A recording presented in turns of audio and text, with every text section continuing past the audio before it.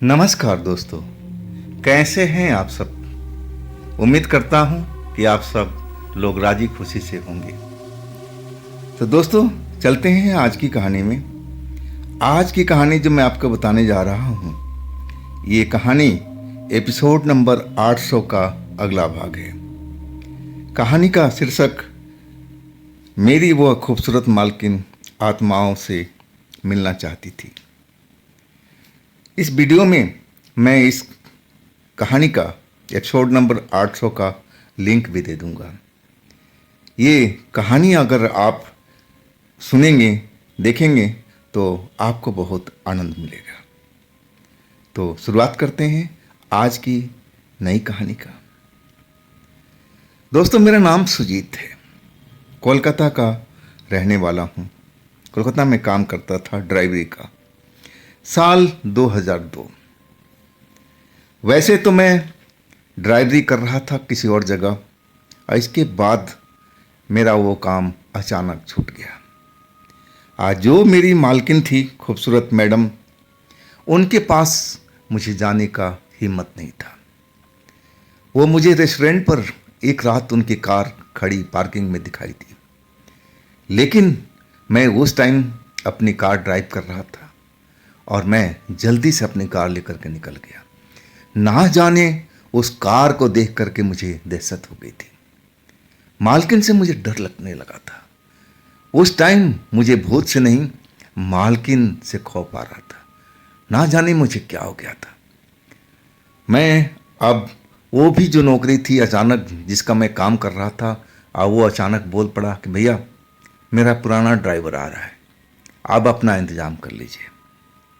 अब मैं फिर बेरोजगार हो चुका था। नौकरी अब जाती रही। नौकरी की तलाश मैं करने लगा, इधर उधर भटकने लगा, लेकिन नौकरी इतनी आसानी से कहाँ मिलती है। आप जो मेरे जान पहचान के लोग थे, मैं सबको बता रखा था और सबने वादा किया था कि हाँ ज़रूर बताएंगे, कोई नौकरी ड्राइवर की खाली होगी तो बताएंगे। लेकिन बात बनी नहीं। मुझे अब जो अंदर का मन था ना, टूटने लगा था कि मेरे साथ ऐसा क्यों हो रहा है। अभी फ़िलहाल तो मैं नौकरी पर लगा था और अचानक उसका मालिक मुझे टका सा जवाब दे दिया। अब नौकरी कोई मिल नहीं रही है, तो मैं क्या करूं, गांव चला जाऊं। यही सब अपने मन में अब विचार चल रहा था। मैं सोचा कि नहीं, हार नहीं मानूंगा। मैं दूसरी जगह नौकरी का ट्रायल करूंगा और कहीं ना कहीं नौकरी तो मिल ही जाएगी। और इसके बाद मेरी मेहनत रंग लाई। मैं एक और जॉब पकड़ लिया, ड्राइवरी का। अब फिर मेरी जो गाड़ी थी, जो पटरी से उतर गई थी, अब धीरे धीरे पटरी पर आने लगे। लेकिन उस जो मालकिन थी, मेरी खूबसूरत मालकिन, काले चश्मे वाली, कभी भी मेरे ध्यान आता उनका नाम तो मैं डर जाता था कि आखिर उन आत्माओं से क्या बात करती थी, क्यों मिलती थी, उनको उनसे फ़ायदा क्या था। अपना पैसा, अपनी मेहनत और रात के अंधेरे में भटकना, ये कोई क्यों करेगा जब तक किसी को कोई फ़ायदा नहीं होगा। ये समाज सेवा तो नहीं कर रही थी। मुझे लग रहा था कि दाल में ज़रूर काला है, कोई अपना मतलब तो नहीं साध रही है। मुझे ऐसा ही लगने लगा था। लेकिन मैं अपने काम में फिर व्यस्त हो चुका था। लेकिन वही हुआ जिसका मुझे अंदेशा तक नहीं था। मुश्किल से 15 दिन ही मुझे ड्राइवरी करते हुए बीता था और तभी मालिक मुझसे ना जाने क्यों झगड़ा करने लगा। और झगड़ा इतना कि मुझे जवाब दे दिया कि भाई, तू अपनी जाकर नौकरी दूसरा ढूंढ ले, मैं तेरे को रखने वाला नहीं हूँ। वो मालिक इतना बढ़िया था। जब मैं उससे मिला था तो कितने प्रेम से बोल रहा था, और अचानक ना कोई गलती ना कुछ, अचानक आकर के मुझसे लड़ने लगा और बोला कि अपना हिसाब ले जाओ, अपनी नौकरी ढूंढो। एक तरह से मुझे तो सदमा सा लग गया था कि भाई, मेरी कोई गलती नहीं, ना कुछ भी मैंने ऐसा कुछ किया, और ये अचानक मुझ पर इतना बरसने क्यों लगा। क्या मैंने किया था। मैं अपनी गलती ढूंढने लगा कि मैंने ऐसी कौन सी गलती की, लेकिन जहाँ तक मुझे अंदाज़ा था मैंने कोई गलती नहीं की थी। तो बिना गलती का मुझे सज़ा क्यों मिली? ये मालिक मुझसे खफा क्यों हो गया था? लेकिन कुछ समझ में नहीं आ रहा था। खैर, मैं फिर बेरोजगार और सड़क पर, अब फिर नौकरी की तलाश में भटक रहा था। जो मेरे जानने वाले लोग थे, अब उनको फिर बोलना पड़ा कि भाई कोई जॉब हो ड्राइवरी का तो मुझे बताना। अब फिर मैं खुद पैदल चल चल करके जहाँ नहीं जाना चाहिए वहाँ जा जा करके ड्राइवरी का जॉब ढूंढ रहा था। लेकिन जॉब थी कि जैसे मुझसे रूठ गई हो। और एक रात की बात है, मैं जॉब की तलाश से अब एक जगह इंटरव्यू दे के आ रहा था। मुझे उम्मीद थी कि इस जगह पर मुझे जॉब मिल जाएगी, और हुआ भी। लेकिन आखिरी जब वक्त आया ना, तो टका सा जवाब दे दिया गया कि आपको हम सूचित करेंगे, अभी तो और भी लोग हैं, उनका इंटरव्यू चल रहा है।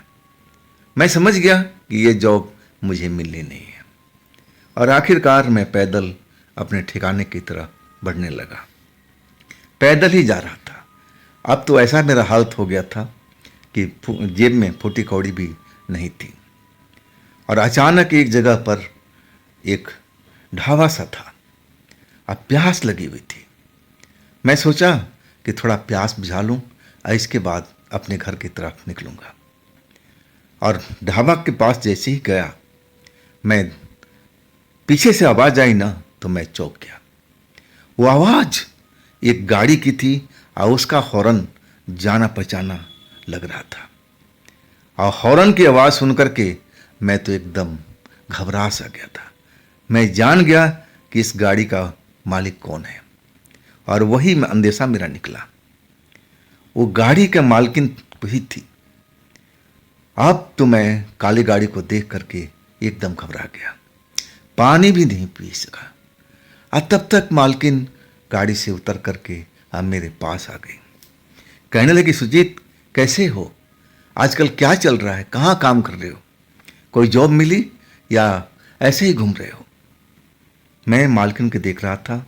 हमेशा की तरह काला चश्मा आज भी उन्होंने लगा रखा था, और गोरा चेहरा रात के टाइम में और दमक रहा था, और बाल खुले हुए वो रखती ही थी। मैं कुछ बोल ही नहीं पाया, बस उनके चेहरे की तरफ देखता ही रह गया। मालकिन बोली, सुरजीत आओ बैठ करके बात करते हैं, मुझे भूख भी लग रही है और कुछ खा भी लेते हैं, आओ तुम भी आओ। ना चाहते हुए मैं ढाबा के टेबल की तरफ बढ़ने लगा। मालकिन भी बैठ गई और मैं भी बैठ गया। मालकिन कहने लगी कि सुजीत क्या खाओगे, जो चाहे ऑर्डर दे दो। लेकिन मैं घबराया हुआ था कि मालकिन आज मुझे कैसे मिल गई और क्या चाहती है। अब मेरे को कुछ भी समझ नहीं आ रहा था। मालकिन अपना तो खाने का ऑर्डर दे दिया। अब मुझसे पूछने लगी। मैं अनमने भाव से बोला कि आपको जो अच्छा लगे मुझे मंगा लीजिए, मुझे कोई ज़्यादा भूख नहीं है।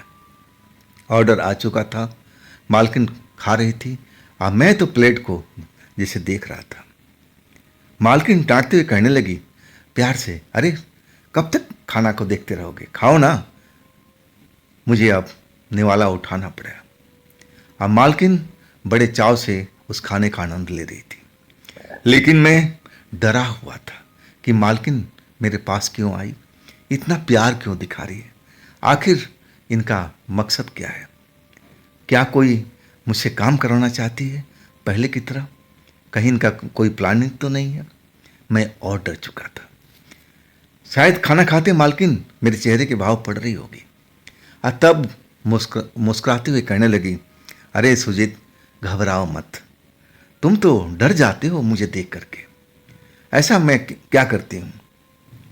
मैं कुछ बोला नहीं। अब धीरे धीरे निवाला को चबाने लगा। अब फिर खाना खत्म हुआ। इसके बाद हाथ धोते हुए मालकिन कहने लगी कि सुजीत आप बताओ, अपना हाल चाल बताओ, कहीं जॉब लगी है?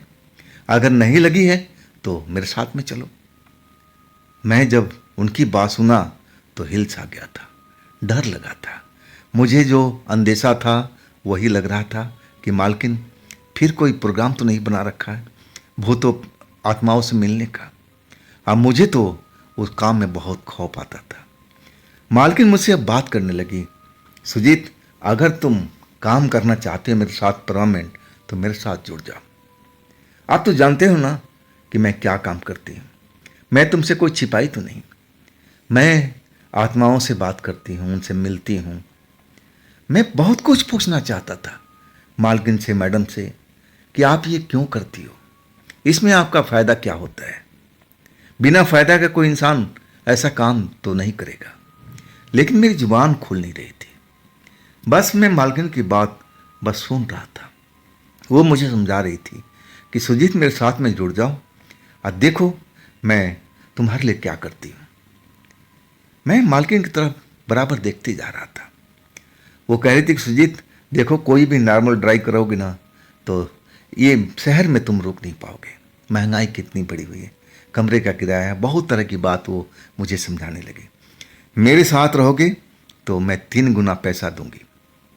बोलो क्या मेरे साथ दोगी? मैं कई पल तक मालकिन का चेहरा देखता रहा।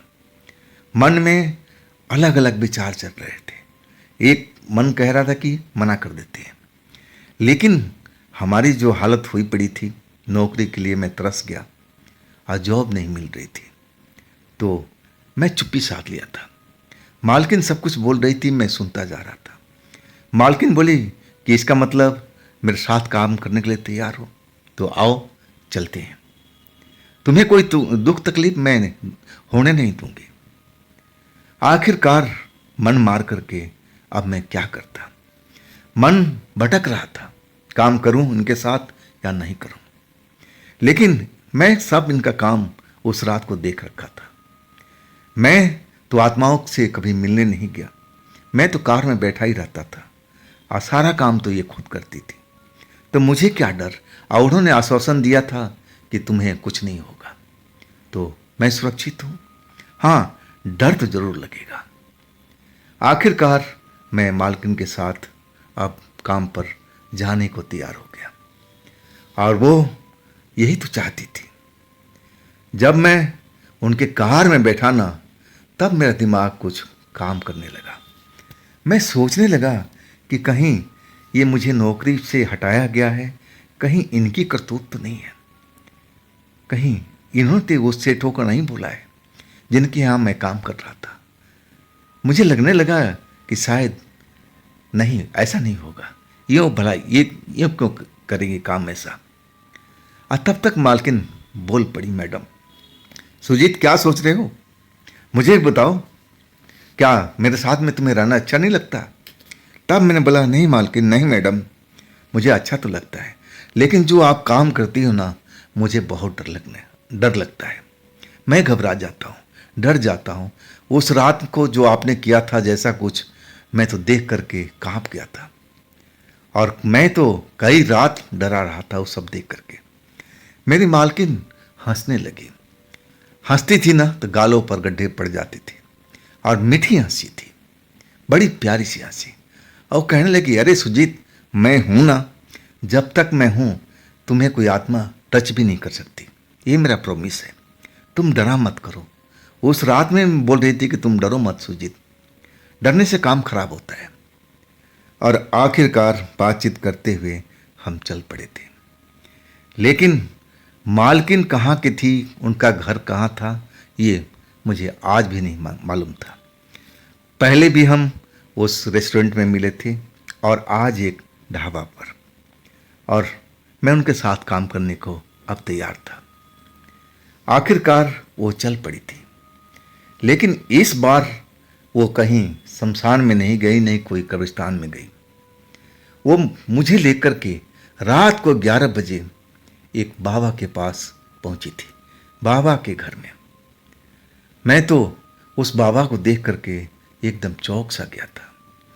बाबा कोई बूढ़ा नहीं था, मुश्किल से 30-32 साल की उम्र रही होगी और बाबा बना हुआ था। उसके गले में भी कई तरह के कंठी मालाएं पहन रखी थी, जैसे मेरी मैडम पहना करती थी, आज भी पहन रखी थी। अब वो कहने लगी ये हमारे गुरु हैं, इनसे मैंने बहुत कुछ सीखा है, प्रणाम करो।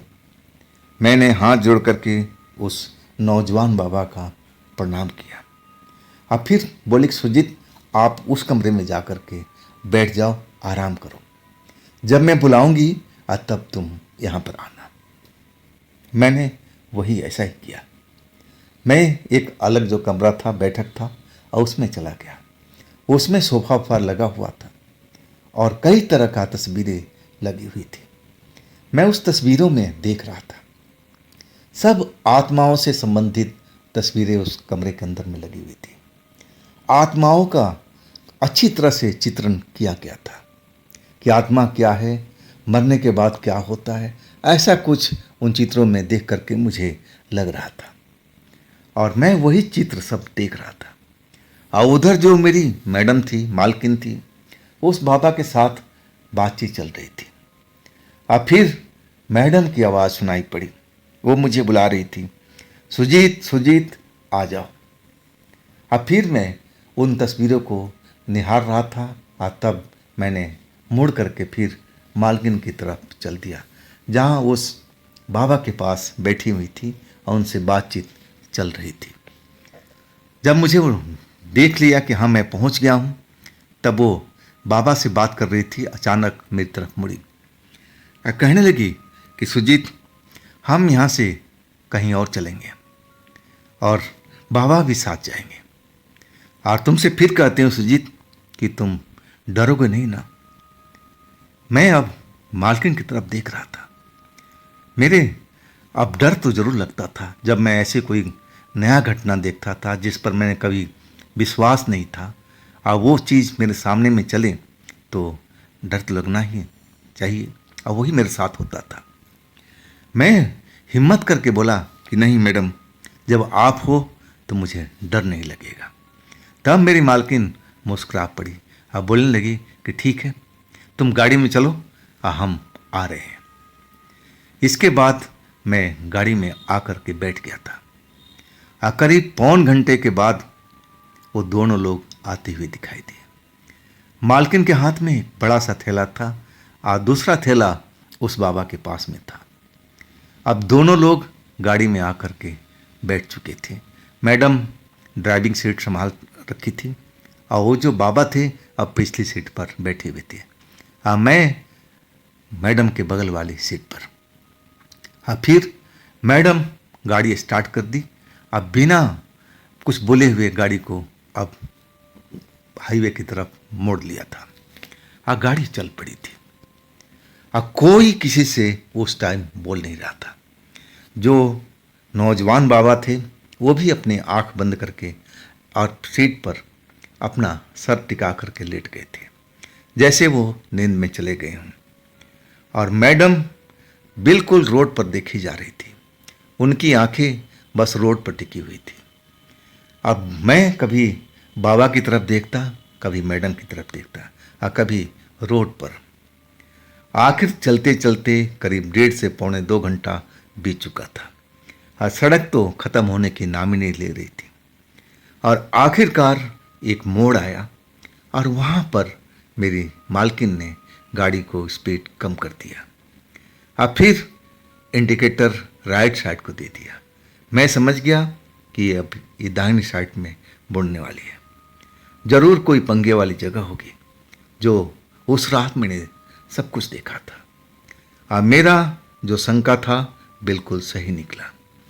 अब जहाँ गाड़ी जाकर रुकी ना, मैं देख करके उस जगह को अब समझ चुका था कि हम एक शमशान के पास में आ गए हैं।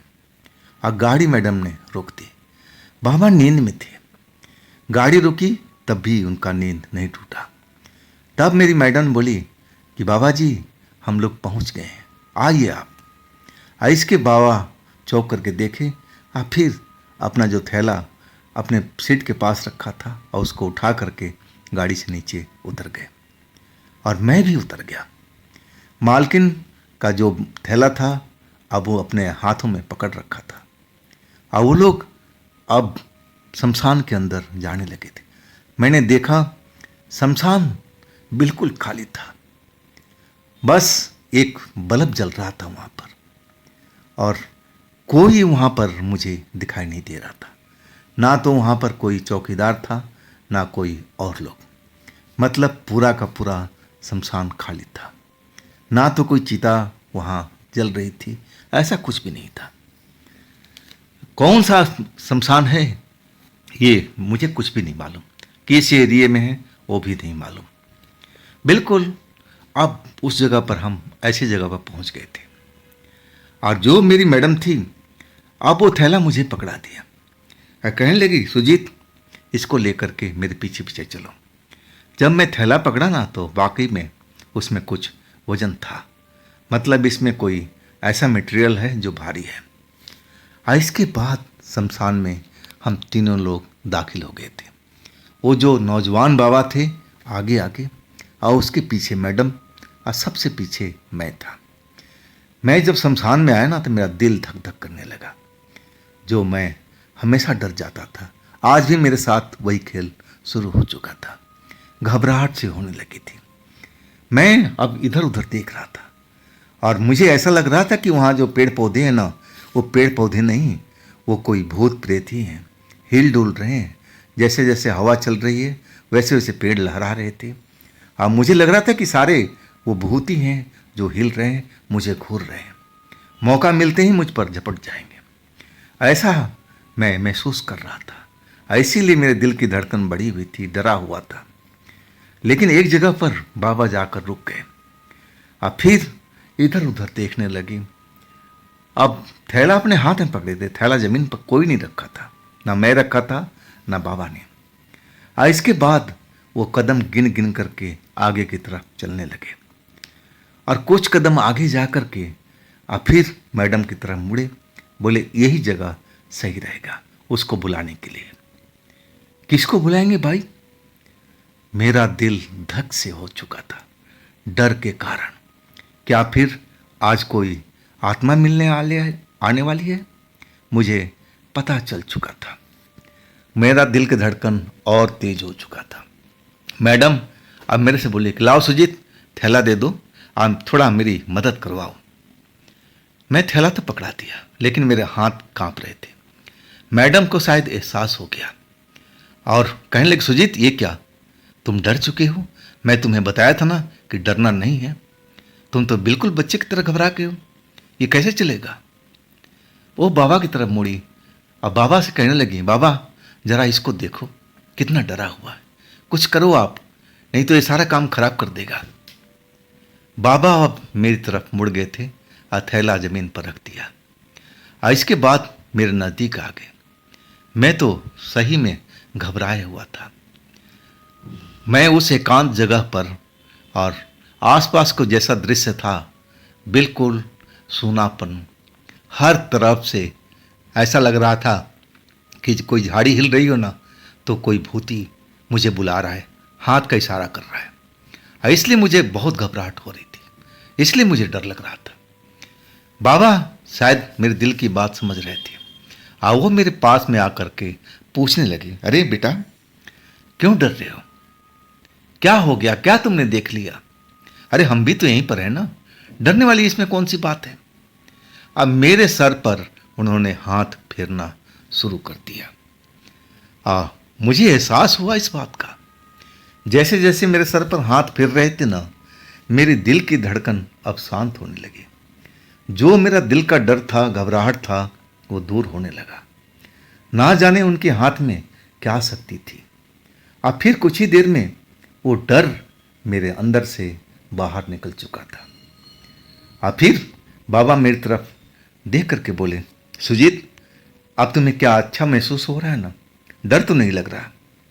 मैं अब बोला कि हाँ बाबा, अब मैं अपने आप को बिल्कुल सही समझ देख रहा हूँ, अब मुझे कोई डर नहीं लग रहा है। और फिर वो मैडम की तरफ मुड़े, अब बोले इसका डर मैं निकाल चुका हूँ, अब अपना काम हम लोग कर सकते हैं। वास्तव में जो मेरे साथ बाबा ने किया मैं समझ ही नहीं पाया था कि क्या किए। मेरे सर पर हाथ फेरते रहे, अब मेरा डर तो एकदम गायब हो चुका था। और इसके बाद अब वहाँ पर अब पूजा का अनुष्ठान का वो सब काम शुरू हो चुका था। उस थैले में सामग्री वगैरह भरी थी जो मैडम लेके आई थी, और वो सब अपना उचित स्थान बनने लगा था, एक वेदी की तरह, पूजा की वेदी होती है उस तरह का। मैडम मुझसे बोल रही थी कि ये सामान वहाँ रखो, ये सामान वहाँ रखो। मैं सब कुछ विधिवत करते जा रहा था जैसे जैसे मैडम बता रही थी, और आखिरकार वो पूजा का स्थल अब तैयार हो चुका था। दीपक जला दिया बाबा ने, और उनका जो थैले में सामान था मैं देख करके अब थोड़ा सा हैरान हो गया।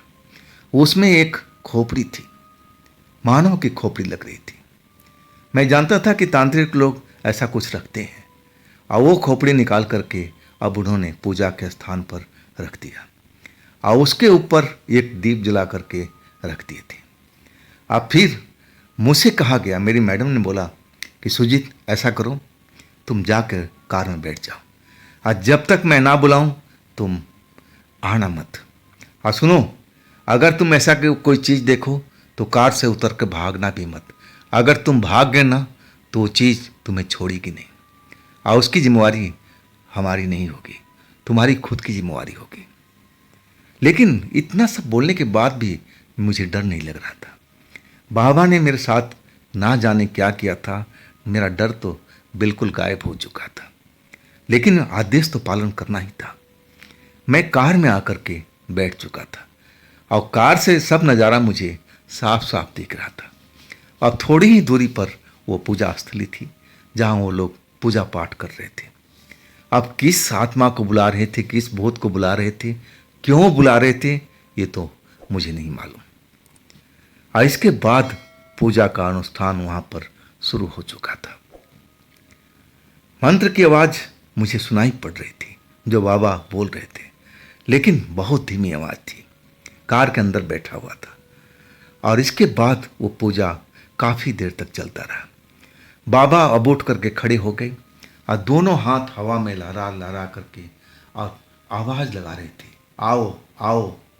और फिर कभी दाएं मुड़ जाते, कभी बाएं मुड़ जाते, कभी मेरी साइड में हो जाते थे जिधर मेरी कार खड़ी थी। लेकिन मैं देख रहा था वहाँ पर ऐसा कुछ भी नज़र नहीं आ रहा था। कोई भी ऐसी चीज़ जो मुझे डराने की कोशिश करे अभी तक मुझे नज़र नहीं आया। लेकिन जो पूजा था बाबा अब लगातार करते जा रहे थे, और अचानक जो मेन दीपक थी अब वो एक तरह से बुझने लगी। लग रहा था कि उस जगह पर कोई तेज हवा का झोंका आया हो, और वो टिमटिमाने लगी। और तभी अचानक मैंने जो देखा, मेरी आंखों पर विश्वास नहीं हुआ। एक पेड़ के पास से एक सफ़ेद कपड़े में जैसे कोई चीज़ लहराती हुई, हवा में उड़ती हुई और उस पूजा स्थली की तरफ आ रही थी। मैं देखा बड़े ध्यान से, और तब मुझे मालूम पड़ा कि वो कोई कपड़ा नहीं है, जरूर वो सफ़ेद कपड़ा कोई आत्मा पहन रखी है, और वो भी एक औरत। खुले बाल लहरा रहे थे, और वो आत्मा जैसे हवा में तैर रही हो। और देखते ही देखते उस पूजा वेदी के पास पहुंच गई थी। और फिर वो बाबा जो खड़े थे और बुला रहे थे, आओ आओ कह रहे थे, अब वो अपने स्थान पर बैठ गए। और फिर पूजा में जो भी सामग्री था वो डालने लगे, मंत्र का उच्चारण करने लगे, और वो आत्मा आकर के उसी जगह पर हवा में रुक सी गई थी। और तब मैंने देखा था आत्मा देखने में तो एक लड़की का लग रहा था, लेकिन उसकी जो आंखें थी बहुत चमकीली थी, जैसे लग रहा था कि उसमें से लाल रंग की रोशनी निकल रही हो। और चेहरा कभी साफ दिखाई देता और कभी धुआं धुआं सा हो जाता था। देखने में 25-26 साल की नौजवान लड़की की आत्मा लग रही थी। और फिर बाबा कुछ पूछने लगे। अब जो आवाज़ थी स्पष्ट नहीं थी, और मैं तो बस देख ही रहा था। और वो आत्मा अब अपनी जगह पर घूम गई थी, और फिर हवा में ऊपर उठी, और फिर नीचे आकर के जैसे ज़मीन पर बैठ गई हो, एक लड़की की माफ़ी। अब फिर मैडम उससे सवाल जवाब करने लगे, और इस तरह कभी बाबा पूछते, कभी मैडम पूछती, और कम से कम 1.5 घंटा के आसपास ये सब चल रहा था। और मैं इसी ध्यान में खोया हुआ था। अभी तक मुझे उस आत्मा से डर नहीं लग रहा था। बाबा के आशीर्वाद जो मुझे मिला हुआ था, मेरे सर पर हाथ फिर रखे थे। इसी वजह से ना तो मुझे घबराहट हो रही थी, ना डर लग रहा था। अब मैं सब कुछ अब अपनी आंखों से होता हुआ देख रहा था। और तभी जैसे मेरे कार के पीछे से ठक ठक ठक ठक की आवाज़ सुनाई पड़ी। मैं चौंक करके देखा, अरे मेरे कार के पीछे कौन आ गया है। जैसे ही मुड़ करके देखा तो मैं क्या देख रहा हूँ कि कम से कम 22-23 साल की एक नौजवान लड़की, और वो भी सफ़ेद कपड़ा पहने हुए, मेरे कार के पीछे खड़ी है और कार को ठक ठक ठक ठक कर रही है। जब मैं मुड़ करके देखा तो वो मुस्कुराने लगे, मुझे हाथ के इशारा से मुझे बुलाने लगे कि तुम नीचे आओ, उतरो कार से, मेरे पास आओ। मैं अब आगे की तरफ देखा, वो आत्मा वैसे की वैसी बैठी हुई थी और उनसे मालकिन कोई सवाल जवाब कर रही थी। मैं जब पीछे मुड़ के देखा, यानी कि ये कौन सी आत्मा आ गई। ये तो आगे है जो पहले बैठी हुई है। ये आत्मा तो लग रही है कहीं से, ये तो एकदम इंसान की तरह लग रही है, कोई लड़की हो, ऐसा मुझे महसूस हुआ। अब मैं कभी आगे देखूं, कभी पीछे देखूं, दोनों में कंपेयर करने लगा। मैं देखा जो आत्मा थी अभी भी वो कभी धुंधली हो जाती थी, कभी स्पष्ट दिखती थी, लेकिन ये लड़की बिल्कुल स्पष्ट थी, कहीं से भी नहीं लग रही थी कि कोई आत्मा है। ऐसा मुझे महसूस ही नहीं होने दिया। और फिर मैं मुड़ मुड़ करके उसको देखता रहा, देखने में खूबसूरत और वो भी जवान लड़की, और मुझे बुला रही है इशारे करके कि नीचे आओ, नीचे आओ। और ना जाने मेरे साथ में क्या हुआ, और मैं कार का दरवाज़ा खोल करके नीचे चला गया। और जैसे ही गया, वो लड़की अभी भी पीछे खड़ी थी और मुझे हाथ देख के बुला रही थी, आओ आओ इधर आओ। मैं पीछे चला गया। डर बिल्कुल नहीं लग रहा था, डर तो जैसे मेरे शरीर से गायब हो गया था। फिर मैंने मुड़ करके देखा तो अभी पूजा का जो काम था वो सब चल रहा था। वो लड़की जो आत्मा थी, अब बाबा उससे बातचीत कर रहे थे, लेकिन क्या बातचीत हो रहा था अब मुझे साफ साफ सुनाई नहीं दे रहा था। ये लड़की कौन है मैं समझ नहीं पा रहा था। आखिरकार जब मैं लड़की के पास पहुंचा, अब पूछ ही बैठा, अरे आप मैडम कौन हो, आपने मुझे क्यों बुलाया, क्या काम है आपको। वो लड़की मेरा हाथ पकड़ लिया और कहने लगी कि तुम मेरे साथ में आओ, तुम बहुत बड़े खतरे में हो, अगर तुम यहाँ पर रहोगे तो तुम मारे जाओगे। मेरे शरीर में एकदम झुरझुरी से ले लिया कि ये लड़की क्या बोल रही है भाई, मैं कैसे मारा जाऊँगा, ये तो मेरे जानने वाले लोग हैं, मैडम ने मुझे अपने काम पर रखा है, आइए इनके गुरु हैं, ये मेरे साथ में ऐसा क्यों करेंगे। मैं कहने लगा आप कैसी बात करिए मैडम, पहले अपने बारे में बताओ कि तुम कौन हो। वो कहने लगी कि इतना वक्त नहीं है, अगर तुम्हें जिंदा रहना है तो मेरे साथ में आओ और तभी तुम बच पाओगे।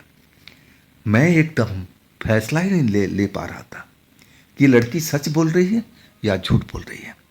लड़की अब थोड़ा घबराई हुई लग रही थी, बार बार पीछे मुड़ मुड़ कर देख रही थी, कभी सामने देखती थी जहाँ पूजा हो रहा था। अब मैं ऐसा लग रहा था कि मैं चक्रव्यूह में फंस गया हूँ। मेरा मालकिन क्यों मुझे मारेगी, वो जो उनके गुरुजी हैं वो मुझे क्यों मारेंगे, ऐसा मैंने क्या कर दिया है। ये लड़की है कौन, मुझे ऐसा क्यों कर रही है कि तुम मेरे साथ आओ और तभी तुम बच पाओगे। मैं कुछ समझ नहीं पा रहा था, एकदम घबरा गया था उसकी बात सुन करके। और वही लड़की उस मौके का फायदा उठाया, मेरा हाथ तो पकड़ लिया, आप मुझे घसीटने खींचने लगे, क्या जल्दी आओ मेरे पीछे आओ, जल्दी मेरे पीछे आओ। वास्तव में अब मुझे कुछ समझ में नहीं आ रहा था। मैं चुपचाप उस लड़की के साथ चलने लगा। हम शमशान का एरिया पार कर लिए थे। कुछ ही दूर पर एक पेड़ था, घना पेड़ था, और पेड़ के पास मुझे लेके गई। वहाँ से भी वो पूजा स्थान जहाँ पूजा पाठ चल रहा था वो साफ साफ दिख रहा था। दीपक जलता हुआ मुझे स्पष्ट दिख रहा था, दोनों लोग भी मुझे दिखाई दे रहे थे। और जब पेड़ के पास पहुँचे तब वो लड़की अब मुझे इशारा करने लगी, कुछ बोलना नहीं है, चुपचाप यहाँ बैठे रहो। और आखिरकार जो वहाँ पर पूजा चल रहा था और अचानक वो पूजा अब ख़त्म हो चुका था। जो आत्मा लड़की थी जो एक पेट से उतर के आई थी और फिर वापस वो जाने लगी। और जो मैडम थी अब मुझे आवाज़ दे रही थी, सुजीत सुजीत ये सामान उठा लो, सामान उठा लो। मैं एकदम सन्न था। मैं कुछ बोलना चाहता था कि मैडम मैं यहाँ पर हूँ, लेकिन वो जो लड़की थी मेरा मुंह को बंद कर दिया और धीरे से फुसफुसाते हुए कहने लगी कि कुछ मत बोलना, अगर तुमने कुछ बोला तो तुम मारे जाओगे। चुपचाप जैसा मैं कह रही हूँ वैसा ही करते रहो। लेकिन जब मैडम मुझे पुकारती रही, जब मैं कोई आवाज़ नहीं दिया तो कार के साइड में पहुँच गई। कार में जैसे ही देखी कि मैं नहीं हूँ, वो बाबा को आवाज़ देने लगी कि बाबा लड़का गायब हो गया, लड़का गायब हो गया, कहाँ गया होगा। अब बाबा भी ढूंढने लगे, मैडम भी ढूंढने लगी। हाँ, मैं तो पेड़ के नीचे बैठा हुआ और लड़की मेरे मुंह को बंद कर रखी। अब मेरा ऐसा हालत हुआ पड़ा था कि मैं चाह करके भी उस जगह से हिल नहीं सकता था। लग रहा था कि उस लड़की ने मेरे ऊपर कोई जादू टोना कर रखी है। मेरा शरीर अब बिल्कुल शांत पड़ा हुआ था, जैसे मेरे शरीर के अंदर में कोई ताकत ना हो, बिल्कुल निर्जीव हो चुका हूँ। और वो लोग मेरा नाम लेकर के आवाज़ लगा रहे थे, सुजीत सुजीत तुम कहाँ पर हो, आवाज़ दो, आवाज़ दो। और तब तक शायद बाबा को एहसास हो गया था कि मैं किसी बड़े खतरे में फंस चुका हूँ। अब फिर बाबा जो थे, थैला जो था कार के अंदर सब कुछ रख दिए थे और वो लड़की जो हमारी मैडम थी उनको कुछ बोलने लगे। मुझे स्पष्ट सुनाई नहीं पड़ रहा था, लेकिन समझ रहा था कि शायद वो मुझे ढूंढने की अब कोशिश करेंगे। और वही हुआ। बाबा फिर उसी जगह पर जहाँ पूजा हुआ था और फिर आकर के खड़े हो गए। आपने दोनों हाथ ऊपर उठा करके और कुछ मंत्र को पढ़ने लगे थे। और फिर अचानक वो मेरी तरफ चलने लगे। जैसे मेरे तरफ आने शुरू हुए, वो लड़की जो मुझे पकड़ कर बैठी हुई थी अब उस बेचैन होने लगी थी। अब इधर उधर कसमसाने लगी और मैं तो बिल्कुल एकदम शांत बैठा हुआ था, जैसे मेरे शरीर में जान ही नहीं हो। और जैसे जैसे बाबा मेरे साइड में आ रहे थे, लड़की अब लगने लगा कि इसका खेल खत्म हो रहा है। और वो अचानक मुझे छोड़ करके और दौड़ती हुई अंधेरे की साइड में भाग गई। और जैसे ही मुझे उसने छोड़ा, मैं जमीन पर गिर पड़ा था। और इसके बाद मुझे होश नहीं था। जब मुझे होश आया ना, तो मैं कार के अंदर में था। अब मैडम मेरा नाम लेकर के पुकार रही थी, सुजीत सुजीत अब तुम ठीक हो ना, आंखें खोलो, आंखें खोलो। मैंने आंखें खोली। अब मैडम मुझे निहार रही थी, बाबा मुझे निहार रहे थे। अब मैडम कहने लगी, सुजीत मैं तुम्हें बताई थी ना कि तुम इस कार से उतरना मत। क्यों उतरे थे, कैसे उतरे थे, क्या हुआ था। मैं अब होश में आ चुका था, शरीर में ताकत लौट गई थी, लेकिन डर मुझे फिर दोबारा जकड़ लिया था। मैं डरते डरते सब कुछ बयान करने लगा कि मैडम मेरे पीछे आवाज़ आई जैसे किसी ने दस्तक दिया हो। और इसके बाद सारी कहानी मैं बताने लगा। बाबा जो थे खामोश थे, सब बात सुन रहे थे। और तब मैडम की तरफ बोलने लगे और कहने लगे कि वो इस लड़की को जान लेना चाहती थी। अगर हम लोग सही टाइम पर इसको अगर नहीं ढूंढ पाते तो ज़रूर इस लड़के की आत्मा निकाल लेती। ये वैसी ही चुड़ैल है। ये अब मैं जिस लड़की को इंसान समझा था वो तो एक चुड़ैल थी और वो इंसानी रूप लेकर के मेरे पास आई थी। और मेरी मालकिन को कह रही थी कि ये लोग जान लेने वाले हैं तुम्हारा। मैं एकदम डर चुका था।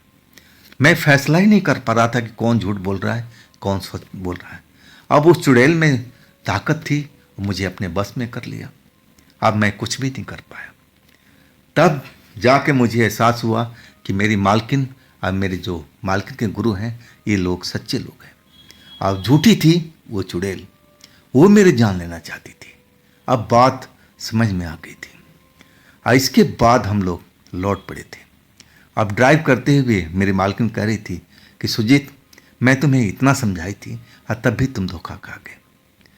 अब इसके बाद हम तो पहुंच गए थे और उसी रेस्टोरेंट के पास में अब मुझे मालकिन ने उतार दिया। तब तक सुबह होने जा रही थी। आप फिर बोली कि सुजीत, 1-2 दिन आराम कर लो और इसके बाद मुझे इसी रेस्टोरेंट पर आकर के मिलना। अब फिर हम नई जगह चलेंगे। और इसके बाद मुझे करारे करारे नोट, जैसे पहले उन्होंने दिया था और वैसे ही नोट मुझे पकड़ा दिया और कहने लगे, सुजीत जा के आराम करो, मैं तुम्हें जब ज़रूरत होगा तो मैं तुम्हें यहीं इसी जगह पर मिलूंगी। और इसके बाद गाड़ी स्टार्ट किए और बाबा भी उसी कार में मुझे देखते हुए अब उसी कार में चले गए थे। मैं उस जगह पर अब मालकिन के काली कार को जाते हुए देख रहा था। अब फिर वही मन में ख्याल आने लगा कि भाई नौकरी ये बहुत रिस्की है, मैं कर नहीं पाऊंगा, मैं इस काम में बिल्कुल नहीं आऊंगा, मैं अपने गांव चला जाता हूं और 2-3 महीने गुजारने के बाद किसी और शहर में चला जाऊंगा, लेकिन इस शहर में कभी नहीं आऊंगा। और उसके बाद मैं वही फैसला किया था।